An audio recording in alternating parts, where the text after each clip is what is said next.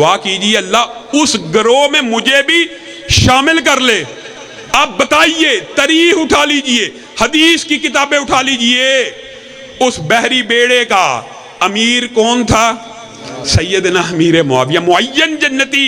معین جنتی کے بارے میں یہ بدبخت بکواس کرتا ہے کہ وہ جہنم کی طرف بلانے والے تھے۔ امی عائشہ، طلحہ، زبیر، سیدنا امیر معاویہ کس کی طرف بلانے والے تھے؟ جی جہنم کی طرف بلانے والے تھے۔ وجہ وہ جی فیہ باغیہ کی جو حدیث ہے وہ پڑھ کے سنا نہیں جی 28:12 پڑھ کے سنا 28:12 یہ حدیث بیان کرنے کا نیا اسلوب ہم نے زندگی میں پہلی دفعہ دیکھا۔ حدیث 28:12 یہ ابھی جو احباب باہر ہیں میں ان سے بھی گزارش کروں گا کہ خصوصی خطاب آج کی اس بزم کا ہماری کانفرنس کا ہونے جا رہا ہے۔ کلیجوں کو تھام کے بیٹھیں، شیر کا بیٹا شیر آیا ہے، قائد کا بیٹا قائد آیا ہے، اور علامہ کا بیٹا علامہ آ رہا ہے۔ وہ قائد کہ جس کے متعلق علا وجہ البصیرت کہتا ہوں کہ نگاہ بلند، سخن دل نواز، جگر پرسوز، یہی ہے رخت سفر میرے کارواں کے لیے۔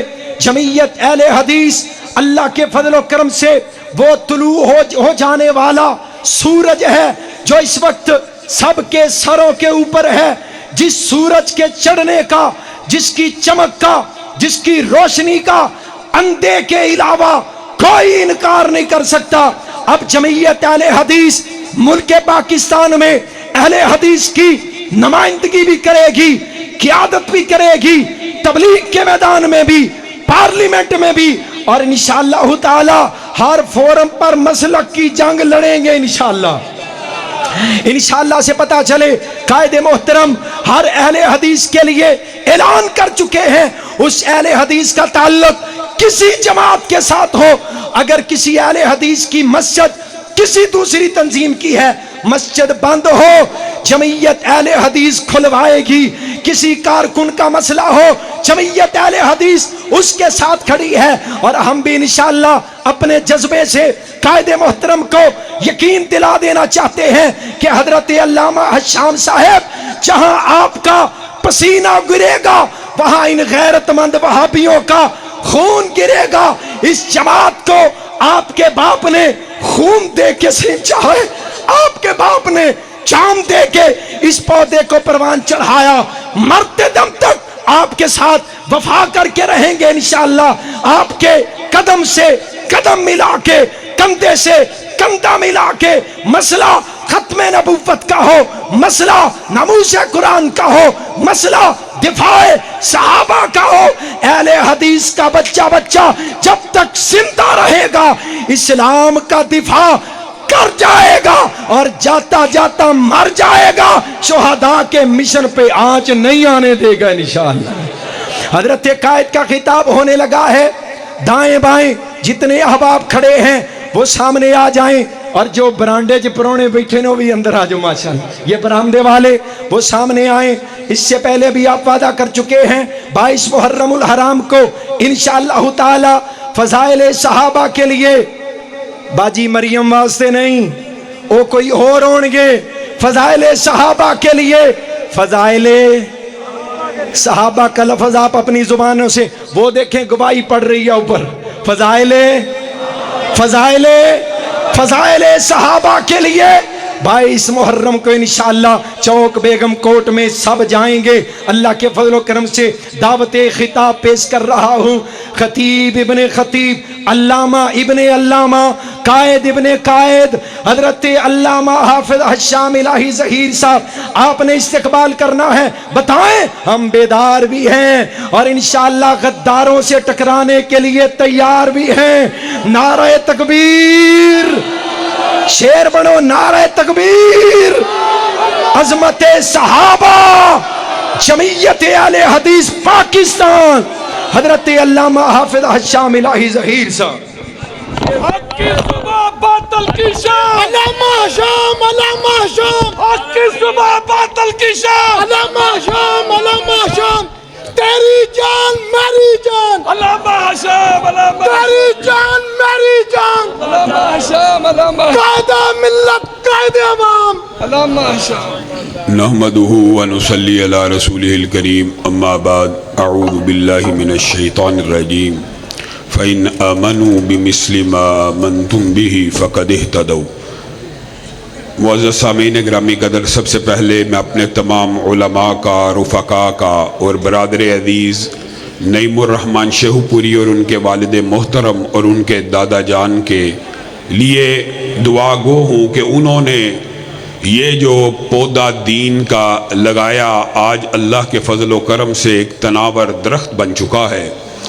ابھی مولانا محمد حسین شیخو پوری رحمہ اللہ کے بیٹے یہ کہہ رہے تھے کہ اس علاقے کا یہ سب سے بڑا کسی بھی جماعت کے حوالے سے مرکز ہے۔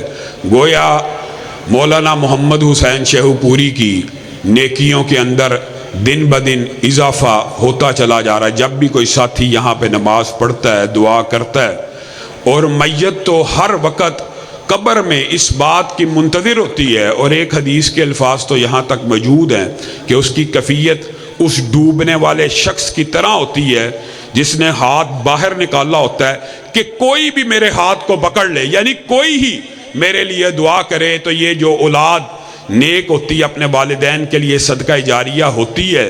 اور پھر ان والدین کو یہ بھی حدیث صحیح موجود ہے کہ خبر دی جاتی ہے ان کا جب کوئی رتبہ بلند ہوتا ہے تو وہ پوچھتے ہیں یہ کیا ہوا، جنت میں درجہ کیسے بلند ہوا؟ کہا آپ کا ایک نیک بیٹا ہے جو رات کو سجدے کرتا ہے تو آپ کے لیے دعائیں کرتا ہے، آپ کا اس لیے جنت کے اندر درجہ بلند ہو رہا ہے۔ ہم سب دعا گو ہیں، اللہ محمد حسین شیخو پوری رحمہ اللہ اور ان کے برادران عزیز جو دنیا سے چلے گئے ہیں ان کو کروٹ کروٹ جنت نصیب فرمائے، انہیں جنت الفردوس میں جگہ عنایت فرمائے۔ اور یہ شیخ القرآن کے جو جانشین ہیں، اللہ کے فضل و کرم سے شیخ القرآن جمعیت اہل حدیث پاکستان کے بانی لیڈروں میں شامل ہیں، اور آج ان کی اولاد، ان کے پوتے جمعیت اہل حدیث کے مرکزی رہنما کی حیثیت رکھتے ہیں، اور نعیم بھائی پنجاب کی جمعیت اہل حدیث پاکستان کے صدر بھی ہیں۔ گویا یہ رفاقتوں کا اور قربتوں کا تعلق نسل در نسل جاری و ساری ہے خاندان کے اندر۔ اللہ تعالیٰ ان محبتوں میں مزید اضافہ فرمائے۔ میں آپ بھائیوں کو زیادہ ابتلا میں نہیں ڈالوں گا، وقت بہت بیت چکا ہے، چند باتیں کروں گا۔ سب سے پہلی بات ابھی ایک بھائی نے کی تو اس وقت ذہن میں یہ آئی، امام ابن تیمیہ کا ایک قول ہے کہ صحابہ کے خلاف زبان درازی کرنے والے یہود و نصارہ سے بدتر ہیں، اہل کتاب کے جو یہودی اور عیسائی ہیں ان سے بدتر ہیں۔ آپ سے پوچھا گیا یہ ان سے بدتر کیوں ہیں؟ تو امام ابن تیمیہ نے کہا اللہ کی قسم یہودیوں نے بھی موسیٰ کے ساتھیوں کو برا بلا نہیں کہا، عیسائیوں نے بھی عیسیٰ کے ساتھیوں کو برا بلا نہیں کہا۔ یہ کائنات کی سب سے گندی اور بدتر مخلوق ہے جو اپنے نبی کے ساتھیوں کو برا بلا کہتی۔ آپ عام فہم انداز میں سوچئے، ایک بات ابھی ہم آپ سے پہلے وہاں پہ سگیاں پہ موجود تھے، ایک ساتھی نے مجلس میں کی بڑی خوبصورت بات اور وہ بھی ذہن میں رہ گئی۔ آپ مغرب کو کیا پیغام دیتے ہیں؟ رسول اللہ صلی اللہ علیہ وسلم بہت اعلیٰ ہیں، افضل ہیں، آپ کے نبی ہیں، لیکن ایک گروہ پیغام یہ دیتا ہے کہ نبی تو بہت افضل ہیں لیکن معاذ اللہ بیویاں بری ہیں۔ نبی تو بہت افضل ہیں، سسر برے ہیں۔ نبی تو بہت افضل ہیں، داماد برے ہیں۔ یہ نبی اکیلے افضل ہیں، ارد گرد جتنے خاندان والے ہیں سارے ہی برے ہیں۔ بتائیے آپ رسول اللہ کا کیا نقشہ مغرب کے سامنے کھینچ رہے ہیں؟ یہ کیسی عقل ہے؟ یہ عقل کے اوپر ایک پردہ ہے۔ رسول اللہ صلی اللہ علیہ وسلم نے نبیوں کے بارے میں جو حدیث بیان کی ہے نا، اس حدیث کے اندر ہی صحابہ کا ذکر بھی موجود ہے۔ اور اگر ایک حدیث ہمیں یہ سمجھ آ جائے، کلیہ سمجھ آ جائے کہ صحابہ کا انتخاب بھی اللہ رب العزت نے کیا، جیسے نبوت کسبی نہیں ہوتی، اللہ رب العزت کی طرف سے، یعنی آپ اور میں محنت کرنا شروع کر دیں ہم نبوت کے مقام پہ فائد ہو سکتے ہیں عبادتیں کر کے؟ نہیں۔ جس طرح نبوت کسبی نہیں ہے، صحابیت بھی کسبی نہیں ہے، اور اس کی بہت بڑی دلیل قرآن کی ایک آیت ہے جس کو پڑھتے ہوئے قاری عبد المتین اصغر صاحب اس دنیا سے رخصت ہوئے، اور جس کی تشریح یہ حدیث ہے۔ ایک حدیث آپ نے یاد رکھنی ہے ہمیشہ کے لیے۔ رسول اللہ صلی اللہ علیہ وسلم نے ارشاد فرمایا، عالم ارواح کے اندر اللہ رب العزت نے مخلوقات میں سے انسانوں کے، مخلوقات ساری میں سے انسانوں کے دلوں کو ٹٹولا، اور ان میں سے جو سب سے افضل، پوتر، پاک، مطہر، طاہر دل پائے، ان کے سروں کے اوپر نبوت کا تاج سجا دیا۔ یہ حدیث کے الفاظ ہیں۔ اور پھر رسول اللہ صلی اللہ علیہ وسلم نے فرمایا ان نبوت کے تاج جن کے سروں پہ سجے، ان میں سے جو سب سے پاک، پوتر، مطہر، طاہر اور تقوی سے بھرا ہوا، اللہ سے سب سے زیادہ خوف کرنے والا دل تھا، اس کے سر کے اوپر تاج ختم نبوت کو رکھ دیا۔ رسول اللہ اب اپنا تعارف کروا رہے ہیں، اور پھر اس کے بعد تعارف کیا کروا رہے ہیں کہ انبیاء کے بعد عالم ارواح میں انسانوں کے دلوں کو ٹٹولا گیا۔ انبیاء کے بعد ہر نبی کے صحابی موجود ہیں، لیکن یہاں پہ جمیع انبیاء کے صحابہ میں سے جن صحابہ کو رسول اللہ فضیلت دے رہے ہیں اس کے بارے میں ذرا غور کریں۔ تمام انبیاء کے بعد جن دلوں کو ٹٹولا گیا اور ان کو سب سے زیادہ متقی پایا، سب سے زیادہ اللہ سے ڈرنے والا پایا، سب سے زیادہ ایمان والا پایا، سب سے زیادہ تقوی والا پایا، سب سے زیادہ اخلاص والا پایا، ان میں سے کسی کو ابو بکر بنا دیا، کسی کو عمر بنا دیا، کسی کو عثمان بنا دیا، کسی کو علی بنا دیا، کسی کو معاویہ بنا دیا، کسی کو حسن بنا دیا، کسی کو حسین بنا دیا، کسی کو میرا وزیر بنا دیا، کسی کو میرا سسرالی بنا دیا، کسی کو میرا رشتہ دار بنا دیا۔ یہ کیسی محبت ہے؟ رسول اللہ سے تو محبت ہے، رسول اللہ کے سارے خاندان سے نفرت ہے۔ رسول اللہ کی 3 بیویاں، عائشہ، ماں حفصہ، ماں ام حبیبہ معاذ اللہ بری۔ رسول اللہ کے 2 سسر ابو بکر و عمر برے، رسول اللہ کے داماد عثمان برے۔ یہ آپ رسول اللہ سے محبت کرتے ہیں؟ یہ آپ کا دعویٰ ہے کہ رسول اللہ صلی اللہ، آپ نے اللہ رب العزت کی ایک سنت کو یاد رکھنا ہے، اور یہ اللہ کی سنت ہے۔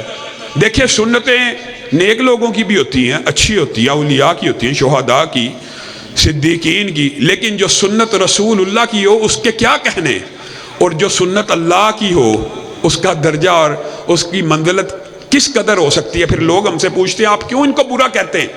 جو صحابہ کو برا کہتے ہیں آپ ان کو کیوں برا کہتے ہیں؟ آگے سے آپ نے آج کے بعد یہ جواب دینا ہے، یہ نبی کی بھی سنت ہے اور اللہ کی بھی سنت ہے۔ اللہ نے صحابہ کا دفاع قرآن پاک میں جس انداز میں کیا بتائیے۔ رسول اللہ کے دفاع میں ایک آیت ایسی ملتی ہے جو اللہ نے دفاع کے اندر رسول اللہ کے بارے میں، انبیاء کے بارے میں بھی ملتی ہے، لیکن غیر نبی کے بارے میں بتائیے دفاع کے بارے میں کوئی ایک ایسی آیت ملتی ہے کہ جہاں پر جو لفظ صحابہ کے بارے میں کہا جائے وہی لفظ اللہ رب العزت پلٹا دے؟ یہ جی صحابہ برے تھے، الا انہم ہم السفہاء، صحابہ بے وقوف تھے، الا انہم ہم السفہاء، صحابہ بے وقوف نہیں تھے، اللہ کہتا تم بے وقوف ہو۔ یہ ہم صحابہ کے ساتھ مذاق کرتے ہیں، اللہ یستہزئ بہم، تم صحابہ کے ساتھ مذاق نہیں کرتے، اللہ تمہارے ساتھ مذاق کرتا ہے۔ گویا یہ کلیہ، یہ فلسفہ، آج یہ عقیدہ، یہ منہج، یہ مشن، یہ منشور لے کے جانا ہے کہ آپ کو معاشرے میں کوئی بندہ یہ کہتا ہوا ملے کہ فلاں صحابی ایسے تھے ویسے تھے لیکن ان کا ایمان کمزور تھا، ساتھ ہی آپ نے کہنا ہے تجھ سے بڑا بے ایمان کوئی نہیں، تیرا ایمان کمزور ہے، فلاں صحابی برا ہے، وہ برا نہیں، تو سب سے بڑا برا ہے، فلاں صحابی بے ایمان ہو گیا، وہ بے ایمان نہیں ہوا بلکہ تو بے ایمان ہو گیا۔ آپ مجھے ایمانداری سے بتلائیے، ایک بندہ، یہ حدیث بھی آپ نے سنی ہوگی، ایک مسلمان کسی دوسرے مسلمان کو کافر کہہ دے اور وہ بندہ کافر نہ ہو تو کہنے والا کافر ہو جاتا ہے کہ نہیں؟ صحیح حدیث ہے، ہو جاتا ہے کہ نہیں؟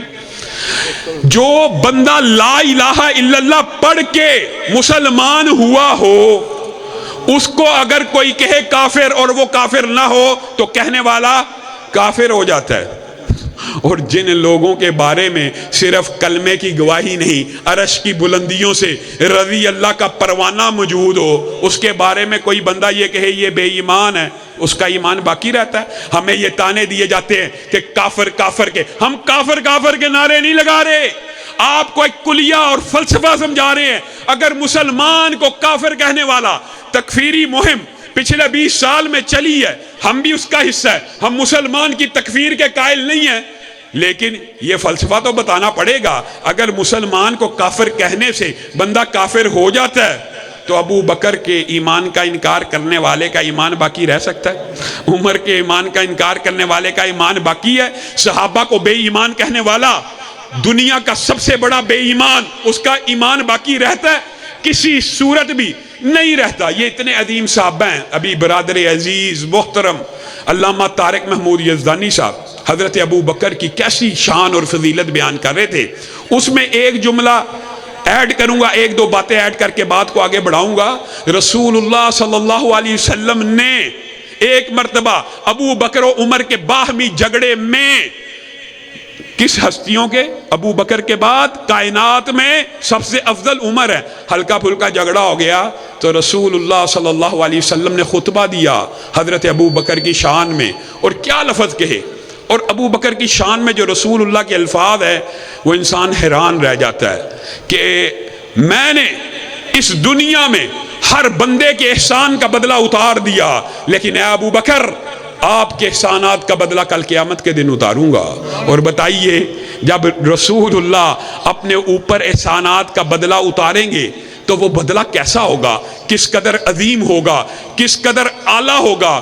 اور یہ الفاظ کہے فَهَلْ أَنْتُمْ تَارِكُوا لِي صَاحِبِي، کیا تم اس ابو بکر کو میری وجہ سے تنگ کرنا چھوڑ سکتے ہو؟ جس وقت تم اپنا مال مجھ سے روکا کرتے تھے، یہ میرے اوپر اپنا مال نچھاور کیا کرتا تھا، اللہ نے مجھے اپنا خلیل چن لیا ہے۔ اللہ کی قسم اگر مجھے اجازت ہوتی اس دنیا میں خلیل چننے کی تو میں ابو بکر کو اپنا خلیل چن لیتا۔ اتنا عظیم مرتبت کہ امی عائشہ ایک دن آسمان کے ستاروں کو دیکھ رہی ہیں اور دل میں خواہش پیدا ہو رہی، ارب ہا ارب ان گنت ستارے، اللہ کے رسول کیا دنیا میں کوئی ایک ایسا ہے کہ جس کی نیکیاں ان ستاروں سے بھی زیادہ ہوں، اس ستاروں جیسی ہوں؟ کہا ہاں ہے۔ کہا کون؟ کہا عمر۔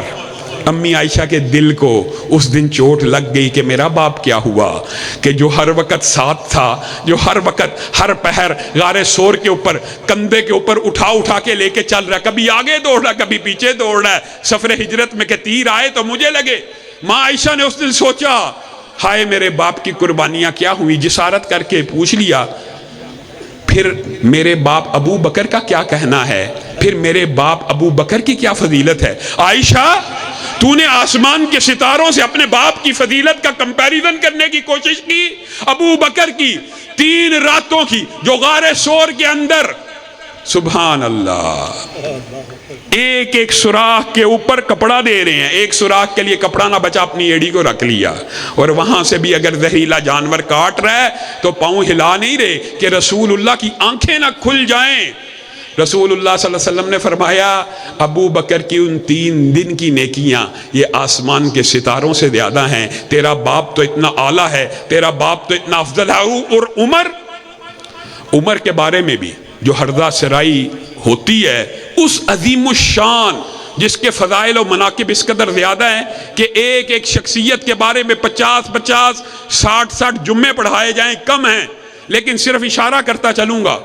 وہ عمر کہ جو ساری زندگی رسول اللہ نے ساتھ موجود نہ ہوتے، موجود نہیں تھے ہوتے، کوئی بات پتہ چلتی، ایسا جانور نے کلام کیا، بیل نے کلام کیا، بیڑیے نے کلام کیا، صحیح حدیث موجود ہے، تو رسول اللہ صلی اللہ علیہ وسلم کے ارد گرد ابو بکر و عمر موجود نہ ہوتے، لیکن رسول اللہ کیا کہتے؟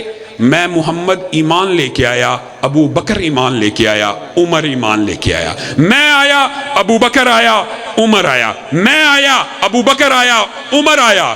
یہ وہ عمر ہے کہ جس وقت خنجر چل چکے ہیں، جان حلق میں اٹکی ہوئی ہے، جان حلق میں اٹکی ہوئی ہے، وہ اپنی زندگی کے شب و روز کو یاد کر رہا ہے اور اپنے بیٹے کو کہہ رہا ہے اب آخری لمحات ہیں، آخری دموں پہ جان ہے، ماں عائشہ کو کہنا امیر المؤمنین کی ایک خواہش ہے، اگر ماں عائشہ اس خواہش کو قبول کر لیں تو آپ اس خواہش کی تکمیل کر دینا۔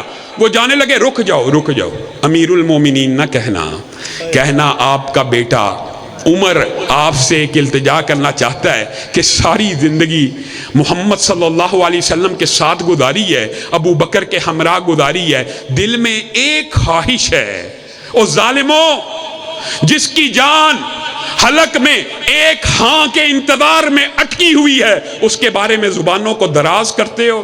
جاؤ محمد صلی اللہ علیہ وسلم سے کے گھرانے والوں سے یہ اجازت لے کے آؤ کہ میں عمر محمد کے ساتھ ابو بکر کے ساتھ دفن ہونا چاہتا ہوں۔ امی عائشہ کو پیغام پہنچا، کہا اللہ کی قسم، ایک باپ ہے، ایک خاوند ہے، خواہش یہ تھی یہ جو قبر کی جگہ بچی ہے اس میں دفن ہوں گی میں، لیکن آج عمر کی خواہش کے اوپر اپنی خواہش کو قربان کرتی ہوں۔ بیٹے نے جا کے باپ کو خبر دی، وہ جو جان حلق میں اٹکی تھی اس خوشخبری کو سنا، لا الہ الا اللہ کا کلمہ بلند کیا اور اپنی جان کو اللہ کے سپرد کر دیا۔ ظالموں، اس عمر کے بارے میں زبان درازی کرتے ہو۔ اور عثمان، سبحان اللہ، وہ عثمان، اتنا حیادار عثمان، اتنا حیادار عثمان کہ رسول اللہ صلی اللہ علیہ وسلم بیٹھے ہوئے ہیں، صحیح حدیث ہے، ابو بکر آئے، رسول اللہ بے تکلفانہ انداز میں لیٹے ہیں، بیٹھے ہیں، اسی طرح رہے۔ حضرت عمر آئے، اسی طرح بے تکلف رہے۔ حضرت عثمان کی آمد کی خبر ملی، رسول اللہ ایک دم سیدھے ہو گئے، کپڑوں کو درست کیا، اپنے سارے جو کپڑے ہیں ان کو سیدھا کیا اور اطمینان سے، وقار سے، سکینت کے ساتھ سیدھے ہو کے بیٹھ گئے۔ ماں عائشہ نے بھی، صحابہ نے بھی عجیب منظر دیکھا کہ ابو بکر آئے، کوئی جنبش نہیں، عمر آئے، کوئی جنبش نہیں، عثمان آئے، ایک دم متوجہ ہو کے باوقار انداز میں سیدھے ہو کے کپڑوں کو درست کر کے، تہمت کو سیدھا کر کے، ڈھانپ کے گھٹنوں کو بیٹھ گئے۔ کہا ابو بکر آئے تھے، آپ نہیں ہلے، عمر آئے تھے، آپ نہیں ہلے، عثمان آئے ہیں، یہ آپ نے کیا کیا؟ کہا جس عثمان کی رب حیا کرتا ہو میں محمد صلی اللہ علیہ وسلم اس کی حیا نہ کروں؟ اس عثمان کے بارے میں وہ جہلم کا رافضی مرزا اور روافظ کے ایجنٹ اور رافضی اہلکار جتنے بھی موجود ہیں، اور میں آپ کو ایک بات کہنا چاہتا ہوں، ان کو کہنا ہی رافضی چاہیے، کیوں؟ ان کے اندر اب اگر آپ یہ کہیں نا کہ اہل تشیع یا شیعہ کہنا، تو شیعوں میں پھر کیٹیگریز اور بڑی بڑی لمبی اس میں تقسیم موجود ہے، لیکن اس وقت جو بھی کسی صحابی کے بارے میں زبان دراز کرتا ہے اس کو شیعہ نہیں کہنا چاہیے، اس کو رافضی کہنا چاہیے، شیعہ کہنا ہی نہیں چاہیے۔ شیعہ صرف اس کو کہنا چاہیے جو صحابہ کی توہین نہ کرے، اس کو آپ شیعہ کہہ لیں تو کہہ لیں۔ وہ جو رافضی ہیں وہ ہر وقت، وہ دیکھیں اہل سنت کا وہ چوگا اڑا ہوا ہے اس نے، اور وہ ہر وقت ایک ہی بات آپ کے دماغ میں ڈال رہے ہیں، ایک ہی بات، یہ بنو امیہ ایسے تھے، بنو امیہ ایسے تھے، بنو امیہ ایسے تھے۔ ایمانداری سے بتلائیے، میں علامہ صاحب یا علماء میں سے کوئی ایک شخص یہاں آپ کے سامنے سٹیج پہ بیٹھ کے یہ کہ اور یار رانے معاذ اللہ سارے بغیرت ہوتے ہیں، یار چودھری سارے چول ہوتے ہیں، اور یار جٹ بڑے خبیث ہوتے ہیں، آپ کہیں گے یہ بے وقوف، جاہل، زبان دراز، اس کی زبان کو لگام دینے کی ضرورت ہے۔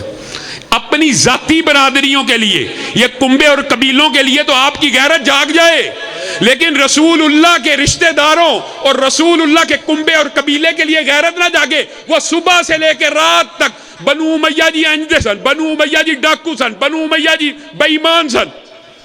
آپ کے اندر کسی کے اندر غیرت نہیں جاگتی، نہ ادارے حرکت میں آتے ہیں، نہ ایجنسیاں حرکت میں آتی ہیں، الٹا وہ اپنے اوپر جیلی حملے کرا کے ڈر کے بگوڑا علماء کے سامنے بیٹھتا نہیں، جیلی حملوں کی اب ایف آئی آر کٹوانا شروع کر دی ہے کہ کسی نہ کسی طریقے سے میرا بچاؤ ہو جائے۔ انشاءاللہ علامہ شہید کے بیٹے اور جمعیت اہل حدیث پاکستان اس کا تعاقب جاری رکھے گی، اور ایجنسیوں اور اداروں کو بھی سوچنا چاہیے، غور کرنا چاہیے کہ اس طرح کے عناصر کے پشت پناہی کر کے آپ پاکستان کے اندر فرقہ وریت کو فروغ دے رہے ہیں، اور فرقہ وریت کو اہل سنت کا نمائندہ ہونے کے ناطے میں ایک اداروں سے بھی یہ بات کہنا چاہتا ہوں، آئیے ہم اس بات کے اوپر اتفاق کرتے ہیں، اتفاق کرنے کے لیے میں تیار ہوں، اور اہل سنت کا نمائندہ ہو کے تیار ہوں، دیوبندی بریلویوں کی طرف سے بھی کہہ رہا ہوں کہ ہم اس بات کے اوپر متفق ہیں۔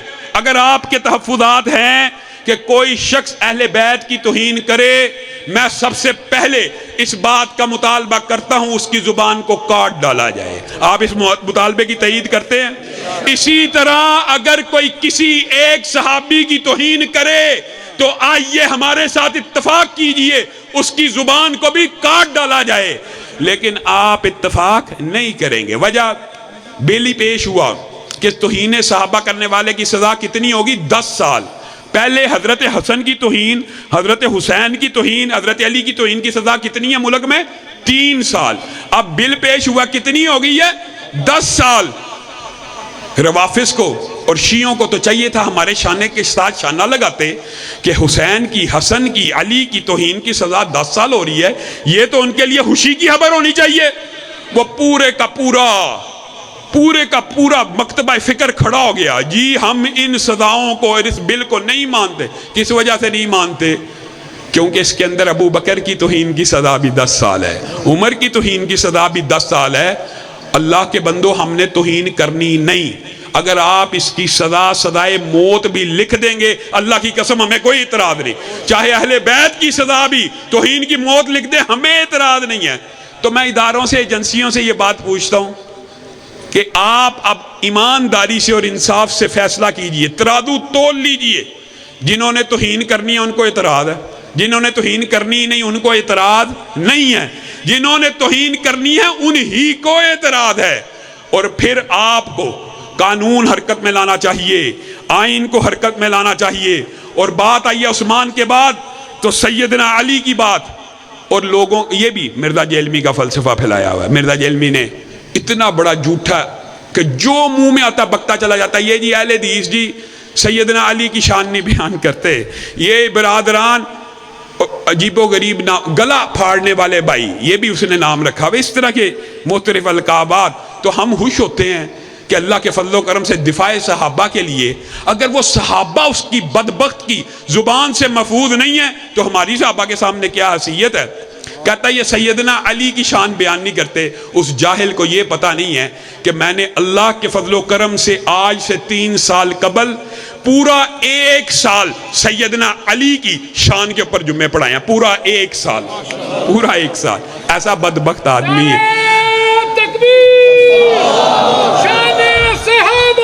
آپ یہ کیسے تصور کر سکتے ہیں کہ اہل سنت ہو، اہل حدیث ہو اور سیدنا علی سے محبت نہ کرتا ہو؟ سیدنا علی سے محبت تو ایمان کی نشانی ہے، ان سے بغض تو نفاق کی نشانی ہے۔ یہ سیدنا علی اتنے عظیم ہیں، اتنے عظیم ہیں، سبحان اللہ۔ رسول اللہ صلی اللہ علیہ وسلم نے کہا آنے والے کو جنت کی بشارت دو۔ آنے والے آئے، کون آئے؟ ابو بکر آئے۔ پھر کہا آنے والے کو جنت کی بشارت دو، کون آئے؟ حضرت عمر آئے۔ رسول اللہ صلی اللہ علیہ وسلم بے چین ہو گئے اور کہا اللہ اب بھی جو آئے گا اس کو میں جنت کی بشارت دیتا ہوں، اور ساتھ ہی دعا کے لیے ہاتھ اٹھا دیے، اللہ اب تو علی کو بھیج، اب تو علی کو بھیج۔ یہ رسول اللہ کا علی سے پیار ہے۔ اور علی کا پیار کیا ہے؟ مورخین نے ایک عجیب جملہ لکھا ہے کہ علی کا رسول اللہ سے پیار اونٹنی کا اس کے بچے جیسا ہے۔ یہ مثال کیوں دی ہے؟ آپ دنیا کے اندر تمام جانوروں کو ماں سے علیحدہ کر کے ان کی کفیات کا جائزہ لے لیجئے، اور اونٹنی کے بچے کو اونٹنی سے الگ کر کے اس کی کفیت کا جائزہ لے لیجئے۔ آج سرچ کریں گے آپ کو یہ بات پتہ چل جائے گی کہ محدثین نے، سیرت نگاروں نے، تاریخ نگاروں نے علی کی یہ شان کیوں بیان کی ہے۔ علی جب رسول اللہ سے علیحدہ ہو جاتے تو ایسے تڑپتے جیسے اونٹنی کا بچہ اپنی ماں سے جدا ہو کے تڑپتا ہے۔ اب یہ بتائیے کہ یہ علی کا رسول اللہ سے پیار اور رسول اللہ کا علی سے کیا پیار ہے۔ یہ پیار اور محبت کی داستان ہے، آپس میں بھی بات لمبی ہے، لیکن میں مختصر کرتے ہوئے صرف سیدنا علی کی بات کی طرف آتا ہوں۔ فتح مکہ ہے، فتح مکہ کا موقع ہے۔ رسول اللہ کسی بھی صحابی کو کہہ سکتے تھے، لیکن دیکھ رہے ہیں علی کہاں ہیں۔ علی کو بلایا، علی بیٹھ جا۔ جی اے اللہ کے رسول بیٹھ گیا ہوں۔ علی میں تیرے کندھوں پہ سوار ہوں گا، تو مجھے اٹھا لیں اور میں یہ سارے بت، یہ باطل غیر اللہ کی طرف بلانے والے اور جن کی عبادتیں اور یہ ان کو اپنے ہاتھوں سے گرا دوں گا۔ حضرت علی کہتے ہیں میں بیٹھ گیا، رسول اللہ صلی اللہ علیہ وسلم نے میرے کندھے مبارک کے اوپر اپنے پاؤں کو رکھ لیا۔ حضرت علی کہتے ہیں اللہ کی قسم مجھے ایسے محسوس ہوا جیسے میں کسی پہاڑ کے بوجھ کے نیچے آ گیا ہوں۔ یہ حدیث سیدنا علی کی شان اور فضیلت کے اوپر، اور محدثین نے باب بھی سیدنا علی کے فضیلت کے باندھے ہیں، لیکن سبحان اللہ ایک محدث نے اس باب کے نیچے ایک ضمنی باب بھی باندھا ہے، اس محدث نے کہا یہ بات تو سیدنا علی کی فضیلت ہی کی ہے کہ بار نبوت تھا یا بار رسالت تھا کہ علی اس دن اٹھا نہ سکے، لیکن قربان جائیں ابو بکر کے اوپر کہ جو غار سور کے اوپر کندھوں پہ چڑھا چڑھا کے لے کے جا رہا ہے، پہاڑوں کے اوپر چڑھ رہا ہے۔ کہا رسول اللہ نے میری کفیت کو دیکھ لیا اور بھانپ گئے کہ مجھ جیسے کڑیل جوان، آپ کو پتہ کتنے طاقتور تھے، آج ان سے کھڑا نہیں ہوا جا رہا۔ تو یہ فضیلت اب اگلی یہ ہے، رسول اللہ صلی اللہ علیہ وسلم نے پھر کسی اور صحابی کا انتخاب نہیں کیا، کیا کہا؟ علی میں بیٹھتا ہوں، تو میرے کندھوں پہ سوار ہو جا۔ حضرت علی کو بھی یہ فضیلت ملی جو سیدنا حسن و حسین کو ملی کہ وہ آپ کے کندھوں کی سواری کیا کرتے تھے، تو رسول اللہ نے فتح مکہ کے موقع کے اوپر علی کو اپنے کندھوں پہ سوار کیا، اور جب کھڑے ہوئے، اب یہ شان مصطفیٰ ہے جو سیدنا علی خود بیان کرتے ہیں، کہا اللہ کی قسم رسول اللہ جب کھڑے ہوئے، توڑنے تو میں نے بت تھے جو خانہ کعبہ کے اندر تھے اور ارد گرد پڑے ہوئے تھے، لیکن جیسے ہی رسول اللہ اٹھے میں نے اپنے آپ کو اتنا بلند پایا کہ اگر آسمان کا کوئی تارا توڑنا چاہتا تو توڑ کے لے آتا۔ یہ رسول اللہ کی صحابہ سے محبتیں ہیں یہ، اور پھر وہ بات بار بار اس خبیث کی طرف چلی جاتی ہے کہ سیدنا امیر معاویہ کے بارے میں اس نے لوگوں کے دماغوں میں ایسے مغالطے ڈالے ہوئے اس معاویہ کے بارے میں کہ جس کو رسول اللہ کہہ رہے ہیں اللہم اجعلہ ہادیا و مہدیا واہدی بھی، اللہ اس کو ہادی بنا، مہدی بنا، اس کو ہدایت کا ایک منبع بنا، لوگ اس کے ذریعے ہدایت پائیں۔ یہ کس کی دعا ہے؟ ماں کی دعا مل جائے، ولی کی دعا مل جائے، ہم بڑا خوش ہوتے ہیں۔ یہ دعا کس کی ہے؟ رسول اللہ کی۔ اللہم علم معاویۃ الکتاب والحساب وقہ العذاب، اللہ معاویہ کو کتاب کا علم دے، حساب کا علم دے، اس کو عذاب سے بچا۔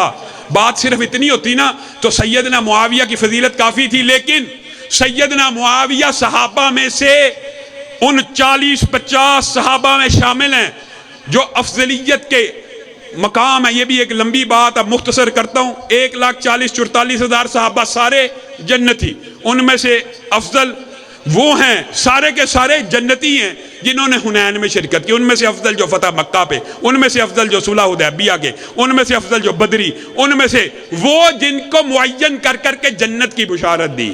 ان معین کر کر کے بشارت والوں میں حضرت امیر معاویہ بھی شامل ہیں۔ سیدنا امیر معاویہ کے بارے میں صحیح حدیث ہے جس کا انکار وہ جہلم کا رافضی بھی نہ کر سکا، اس سے سوال وہ نہیں کر سکا۔ ام حرام بنت ملحان، رسول اللہ صلی اللہ علیہ وسلم سوئے ہوئے ہیں، اٹھے مسکرا رہے ہیں اور مسکراتے ہوئے کہنے لگے، اور ام حرام نے پوچھا آپ کیوں مسکرا رہے؟ کہا میں نے خواب دیکھی ہے کہ اللہ کے فضل سے میری امت کا ایک گروہ بحری بیڑے کے اوپر، تختوں کے اوپر جیسے بادشاہ سواریاں کرتے ہیں نا، تخت کے اوپر بادشاہ بیٹھا ہوتا ہے، اس طرح ایک بحری بیڑا ہے، اس کے اوپر میری امت کا ایک گروہ بیٹھا ہوا ہے۔ اللہ کے رسول اس میں خوش ہونے کی کیا بات ہے؟ وہ سارے کے سارا جنتی ہے، وہ سارے کا سارا جنتی ہے۔ تو ام حرام بنت ملحان نے کہا اللہ کے رسول پھر دعا کیجیے اللہ اس گروہ میں مجھے بھی شامل کر لے۔ آپ بتائیے، تاریخ اٹھا لیجئے، حدیث کی کتابیں اٹھا لیجئے، اس بحری بیڑے کا امیر کون تھا؟ سیدنا امیر معاویہ، معین جنتی کے بارے میں یہ بدبخت بکواس کرتا ہے کہ وہ جہنم کی طرف بلانے والے تھے۔ امی عائشہ، طلحہ، زبیر، سیدنا امیر معاویہ کس کی طرف بلانے والے تھے؟ جی جہنم کی طرف بلانے والے تھے۔ وجہ وہ جی فیہ باغیہ کی جو حدیث ہے وہ پڑھ کے سنا نہیں جی 28-12 پڑھ کے سنا 28-12 یہ حدیث بیان کرنے کا نیا اسلوب ہم نے زندگی میں پہلی دفعہ دیکھا۔ حدیث 28-12 یہ کبھی ہوتا تھا؟ حدیث تو محدثین پڑھتے ہیں، اور تجھے نہیں پڑھنی آتی تو اردو میں پڑھ کے سنا دے۔ یہ لوگوں کے دماغ میں ایک ریفرنس، یہ محدثین کا کوئی انداز نہیں ہے۔ 28-12 حدیث ہے جی، فیہ باغیہ قتل کرے گا عمار کو، اور وہ جو عمار کو قتل کرے گا وہ جہنم کی طرف بلانے والا ہوگا۔ حدیث صحیح ہے، موجود ہے، لیکن اس کی تشریح باطل ہے اور فاسد ہے۔ کیوں؟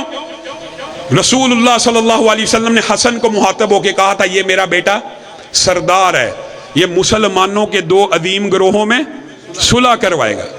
کن گروہوں میں؟ مسلمانوں کے 2 عظیم گروہوں میں، مسلمان بھی ہوں گے اور عظیم بھی ہوں گے۔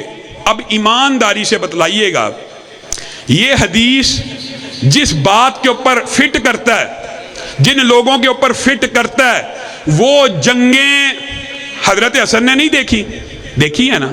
حضرت حسین نے نہیں دیکھی، ایمانداری سے بتائیے دیکھی ہے نا؟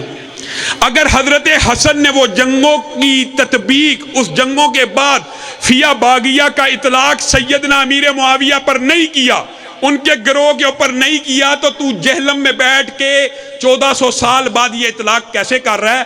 سیدنا حسن تو اپنے ہاتھوں کو سیدنا امیر معاویہ کے ہاتھوں میں دے رہے ہیں اور کہہ رہے ہیں آج کے بعد امت کا اختلاف ختم ہو گیا، آپ بلا شرکت غیرت مسلمانوں کے واحد امیر المومنین ہیں۔ سیدنا امیر معاویہ مسلمانوں کے واحد اجماعی امیر المومنین کن کی تدبیر اور کن کی صلح سے بنے تھے؟ سیدنا حسن کے۔ اور وہ جو فیہ باغیہ میں عمار شہید ہوئے تھے، ایمانداری سے بتلائیے وہ واقعہ پہلے کا ہے کہ بعد کا؟ پہلے کا واقعہ ہے نا، حسن کے سامنے ہوا۔ تو کیا حسن نے، یہ ایک کلیہ ہے جو روافض کو بھی جرت نہ ہو سکی، مرزا جہلمی کو ہوگی، روافض نے یہ جرت نہیں کی، یہ ایک کلیہ ہے کہ کیا سیدنا حسن نے جہنم کی طرف بلانے والے کے ہاتھ کے اوپر بیعت کر لی؟ بتائیے، جہنم کی طرف بلا رہے تھے اور ان کے ہاتھ پہ بیعت کر لی۔ اور پھر سیدنا حسین، اجماع امت ہے، 20 سال سیدنا امیر معاویہ کی حکومت رہی ہے، کیا انہوں نے ایک دن بھی ان کے خلاف خروج کیا؟ آپ جو کہتے ہیں خروج تھا، سیدنا امیر معاویہ کے خلاف کیا؟ اگر جہنم کی طرف بلانے والے تھے تو صلح کیوں کی؟ اور یہ بات بعین وہی ہے، یہ بات یاد رکھیے کہ پھر جہنم کی طرف بلانے والا ہے کون؟ یہ اس نے مغالطہ لوگوں کو ڈالا ہوا ہے، یہ اجماع امت ہے، یہ مسئلہ 1400 سال پہلے سے حل شدہ تھا، یہ جان کے وسوسے ڈالتا ہے۔ جہنم کی طرف بلانے والا گروہ صحابہ کے دور میں صرف ایک تھا، اور وہ گروہ کس کا تھا؟ خارجیوں کا گروہ تھا، وہ خارجیوں کا گروہ تھا۔ انہی میں سے ایک سیدنا زبیر کو شہید کر کے ان کے سر مبارک کو حضرت علی کے پاس لے آیا۔ اب ایمانداری سے یہ ذرا حدیث سنیں، یہاں پہ اپنی بات کو ختم کروں گا اور چند باتیں فضائل صحابہ کانفرنس کے حوالے سے کروں گا۔ سیدنا زبیر کے سر مبارک کو کاٹ کے حضرت علی کے پاس لایا اور آ کے کہنے لگا، یعنی اس کی خواہش تھی کہ مجھے انعام و اکرام سے نوازا جائے کہ آپ کی دشمن فوجوں کے اتنے بڑے جرنیل کو میں نے قتل کیا۔ حضرت علی نے کیا جملہ کہا تھا؟ اے زبیر کا سر لانے والے، تجھے جہنم کی بشارت ہو۔ وجہ میں نے رسول اللہ سے سنا تھا ہر نبی کا ایک حواری ہوتا ہے اور میرا حواری زبیر ہے۔ یہ کس کے لشکر میں تھا؟ یہ کس کے لشکر میں تھا؟ سیدنا علی کے لشکر میں تھا۔ تو کیا اس کے سیدنا علی کے لشکر میں ہونے سے سیدنا علی کا لشکر جہنم کا مصداق ہے؟ معاذ اللہ، نہیں، وہ صرف وہ شخص جہنم کا مصداق ہے جس نے یہ حرکت کی۔ اسی طرح سیدنا عمار کو بھی خارجیوں نے شہید کیا، اور وہی اس حدیث کی وعید کے مستحق ہیں جو خارجی ہیں جہنم کی طرف بلانے والے۔ یہ عام فہم بات ہے، اس مسئلے کو آج کے بعد کلیئر کر لیجئے۔ آخر میں ایک بات میں یہ کہنا چاہتا ہوں کہ دار و رسن کی گود کے پالے ہوئے ہیں ہم، سانچے میں مشکلات کی ڈھالے ہوئے ہیں ہم۔ وہ دولت جنوں کے زمانے سے اٹھ گئی، اس دولت جنوں کو سنبھالے ہوئے ہیں ہم۔ میرے ہاتھ میں قلم ہے، میرے ذہن میں اجالا، مجھے کیا مٹا سکے گا کوئی ظلمتوں کا پالا؟ مجھے کیا مٹا سکے گا کوئی ظلمتوں کا پالا؟ میں طلوع ہو رہا ہوں تو غروب ہونے والا۔ جمعیت اہل حدیث پاکستان کا سورج، ایک چڑھتا ہوا سورج طلوع ہو رہا ہے، اور اس کے مخالفین بجھتے ہوئے چراغ ہیں، ٹمٹماتے ہوئے دیے ہیں، گرتی ہوئی دیواریں ہیں، درباری ہیں، سرکاری ہیں۔ کسی درباری اور سرکاری کو اپنے آپ کو اہل حدیث کا نمائندہ کہنے کا حق کسی صورت نہیں دیا جائے گا۔ اگر وہ کسی کے کندھوں کے اوپر سوار ہو کے آیا یا اہل حدیث کے اوپر جبری طور پہ مسلط ہو کے آیا، ہمارے سے اختلاف کیا بھائی طارق نے بیان کیا، اللہ کی قسم اختلاف سے بچنے کے لیے، ورنہ یہ میرا بوڑھا جوان ساتھی ارشد بیگم کوٹی اس کانفرنس کا بانی ہے، اور اس نے ابھی بیگم کوٹ کی ایک مجلس میں کہا اگر بات آئے لاما صاحبہ کہہ دینا کہ اگر تم میں ذرہ برابر بھی شرم ہے تو قرآن کے اوپر فیصلہ کر لیتے ہیں. ارشد بیگم کوٹی قرآن اٹھانے کے لیے تیار ہے کہ اس کانفرنس کے بانی علامہ شہید بھی تھے اور مولانا ارشد بیگم کوٹی بھی تھے. مولانا ارشد بیگم کوٹی. آپ بتلائیے ابھی اس کانفرنس کے بانی زندہ ہیں اور جھوٹ بولا جا رہا ہے کہ یہ کانفرنس مرکزی کی ہے. اللہ کے بندو، یہ پھر آپس میں کہتا ہوں مباہلے کے چیلنج نہیں ہونے چاہیے. ایک مسلک کے ہیں، لیکن آپ اگر ہمیں اتنا تنگ کرو گے فیس بک کے اوپر جعلی آئیڈیاں بنا کے پوری ایک بریگیڈ گالی کی بھرتی کر کے ہمارے خلاف چھوڑو گے، پھر ہم بھی اگر کوئی شکوہ کر دیں گے تو آپ لوگوں کو بھی سننے کی ضرورت ہے. کیا جی یہ مرکزی جمعیت اہل حدیث علامہ احسان الہی ظہیر شہید کی جماعت ہے. معاذ اللہ. علامہ احسان الہی ظہیر شہید، ان کے رفقا بیٹھے ہوئے ہیں. اللہ کی قسم جب تک زندہ رہے ان کی جماعت کا نام جمعیت اہل حدیث پاکستان تھا. او یار اس بارے میں بھی جھوٹ بولتے ہو اور تم نے ممبر و محراب کے وارث ہو، زاغوں کے تصرف میں عقابوں کے نشیمن، اور آپ ہیں مسند دعوت و ارشاد کے امین. آپ نے نام رسالت پہ کمائی کی ہے. آپ کیا ہیں؟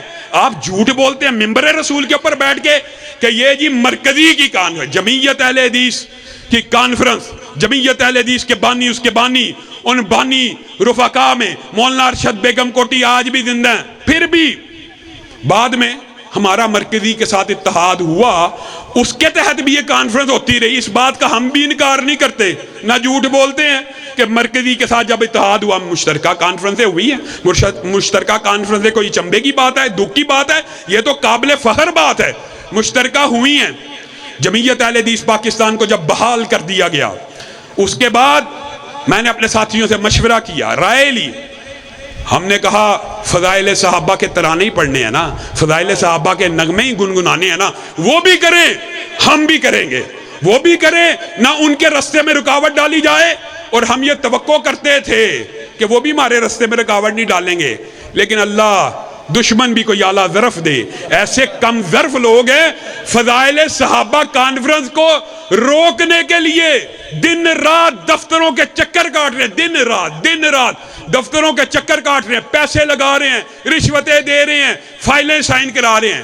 ایک انسپیکٹر شاہد چٹھا نامی، میں انتظامیہ کو، اداروں کو بارہا اس بات کی تنبیہ کر چکا ہوں کہ ایک پولیس انسپیکٹر ایک جماعت کو پولیس سے لڑوانا چاہتا ہے، انتظامیہ سے لڑوانا چاہتا ہے، جھوٹ کے اوپر مبنی، جیل سازی کے اوپر مبنی ایک درخواست کو ہم نے درخواست دی. 20 محکموں نے چیک کی ہے، 20 special branch, C T D, چوکی incharge, S H O, S D P O, S P, سارے D I G, S P security. 20 دن بعد اجازت منظور ہو گئی. یہ انسپیکٹر شاہد چٹھا اپنے منصب کا فائدہ اٹھاتے ہوئے ٹریفک وارڈنوں کا انسپیکٹر ہے، پوری تفتیش کر لیا کون ہے، کہاں رہتا ہے جناب، اور انہی کا بھیجا گیا ہے، انہی سے پیسے اور مال بٹور رہا ہے. اور اس کی درخواست بھی اللہ کے فضل و کرم سے آفس میں نکلوا لی ہے، وہ درخواست بھی آ چکی ہے، فیس بک کے اوپر ہم نشر بھی کر چکے ہیں. ایس پی سیکیورٹی کے پاس سیدھا چلا گیا، سارے پروسیس کو بائی پاس کر کے ایس پی سیکیورٹی کے پاس سیدھا پہنچ گیا، اور ڈاک کے اندر پیسے دے کے اس کو بھی ورگلا کے اس کے سائن کروا لی گئے. میں کہتا ہوں میں افسران کا احترام کرتا ہوں، بیچارے دن رات امن و امان کے لیے محنت کرتے ہیں، لیکن سی ایس پی آفیسر ہے، کمپیٹنٹ آفیسر ہے. 1 گھنٹہ پہلے آپ جس اجازت کے اوپر دستخط کر رہے ہیں، اگلے گھنٹے میں اسی کی کینسلیشن آپ موو کر رہے ہیں. کچھ تو کمپیٹنسی ہونی چاہیے توقیر صاحب، کچھ تو بندے کو کمپیٹنٹ ہونا چاہیے کہ آپ. اور پھر سب سے بڑی بات جو ایک اصولی اور قانونی ہے، آپ نے سائن کی کینسلیشن کر بھی دی ہے، موو کر بھی دی، تو آپ نے کیا دوسرے فریق کو سنا کہ یہ جو الزام لگا رہا ہے جھوٹے؟ الزام یہ لکھا ہوا ہے کہ میرا نام لے کے جمعیت اہل حدیث نے اجازت لے لی ہے. تیرا نام، ہمیں اس کے نام کی ضرورت ہے؟ ہمیں تو پتہ تب چلا جب تو نے درخواست دی ہے. ہم نے تیرا نام استعمال کرنا ہے. جمعیت اہل حدیث پاکستان کے بانی علامہ احسان الہی ظہیر شہید تھے، اور آج ان کا بیٹا، ان کے روحانی فرزند آپ کے سامنے موجود ہیں. جمعیت اہل حدیث کے صدر ہونے کی حیثیت سے میں نے ڈیٹ بھی الگ لی کہ یار یہ بھی کر لیں. ہم نے ان کی کینسلیشن کوئی نہیں موو کی، ورنہ ان کے پاس کوئی اجازت نامہ نہیں ہے. یہ کانفرنس کا اجازت نامہ مرکزی کے نام ہے ہی نہیں. اگر ہم سازش کرنا چاہتے تو ہم روکتے، لیکن ہمارا ظرف ایسا نہیں ہے کہ ہم دین کے کاموں میں رکاوٹ ڈالیں، ہم تمہیں چیلنج کرتے ہیں کہ آؤ، یہ دین کا میدان ہے، یہ کھلے میدان کے اندر، یہ گھوڑا اور گھوڑے کا میدان ہے، آؤ دین کے کاموں میں مسابقت کریں، دیکھتے ہیں کون زیادہ دفاع صحابہ کرتا ہے، دیکھتے ہیں کون دفاع ختم نبوت کرتا ہے۔ اور لوگوں کو پتہ چل چکا ہے ختم نبوت کے اوپر گونگے شیطان، دفاع صحابہ کے موقع کے اوپر گستاخوں کے سہولت کار، جتنی مرضی گستاخیاں ہو جائیں، آپ گواہ ہیں، آپ اس بات کے شاہد ہیں، کوئی چیز حرکت میں نہیں آئے گی۔ اپنوں کے اوپر گرم، غیروں کے لیے نرم، غیروں کے لیے حرکت نہیں ہے، اپنوں کی کانفرنسیں ملتوی کروا رہے ہیں اور دن رات اداروں کے ترلے کر رہے ہیں، منتیں کر رہے ہیں، ایڑیاں رگڑ رہے ہیں۔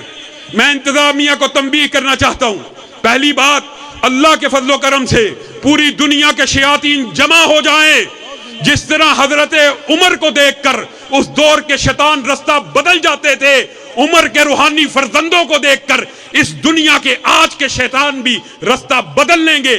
اللہ کے فضل و کرم سے عمر کے احسان الہی ظہیر کے یہ روحانی بیٹے 10 اگست کو بیگم کوٹ میں آئیں گے، جس میں جرت ہے روکنے کی، روک کے دکھا دے۔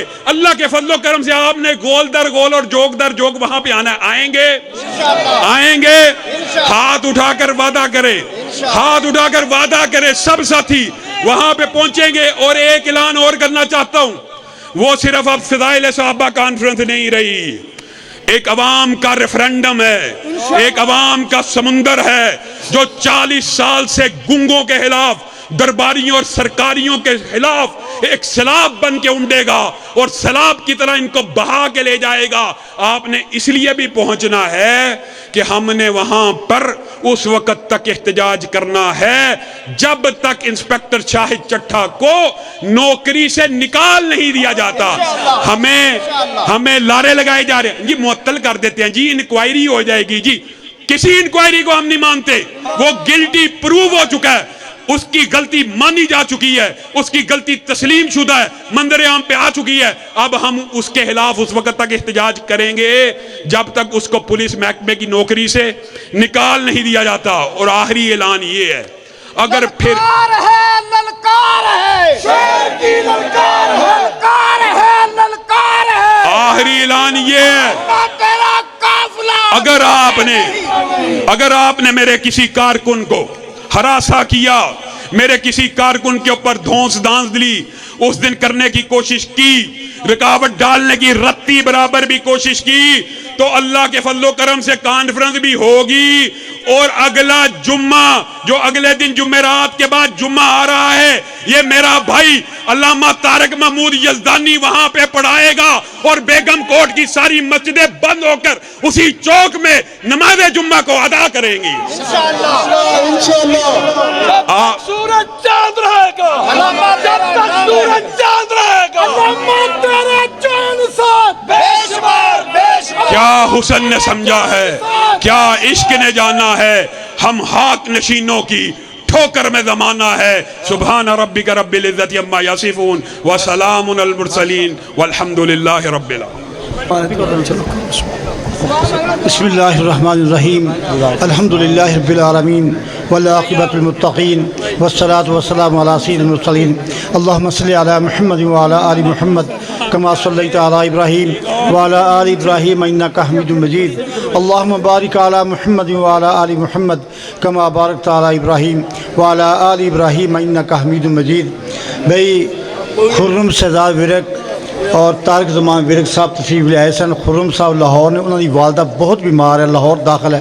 انسان جلدی جلدی کہنے سے بھی ساڑھے واسطے دعا کرو، والدہ واسطے دعا کرو، جڑے جڑے بیمار اللہ سارے صحت کاملات عطا فرمائے۔ یا اللہ اس کانفرنس نو، اس میرے سارے خطیب حضرات مقررین جو واز کیتے ہیں، اللہ انہاں سارا علم و عمل اور ادا ثواب جڑا میرے والد گرامی حضرت شیخ القرآن رحمۃ اللہ علیہ دی قبر دے اُتے انہاں دے درجات بلند کرنے واسطے، علامہ احسان اللہ ظہیر رحمۃ اللہ علیہ انہاں دی قبر دے اُتے اللہ برکھا برک رحمت عطا فرما، اے سارا ثواب انہاں دے ول اللہ عطا فرما دے۔ ربنا علیک توکلنا و الیک انبنا وإليك المصير ربنا تقبل منا إنك أنت السميع العليم صلى الله تعالى على خير خلقه محمد وآله وصحبه أجمعين برحمتك يا أرحم الراحمين آمين. آئندہ خطبہ جمعۃ المبارک جامعہ مسجد مبارک اہل حدیث دے اندر فاضل نوجوان محترم جناب حضرت مولانا عتیق الرحمان پسروری صاحب پڑھان گے. سارے دوست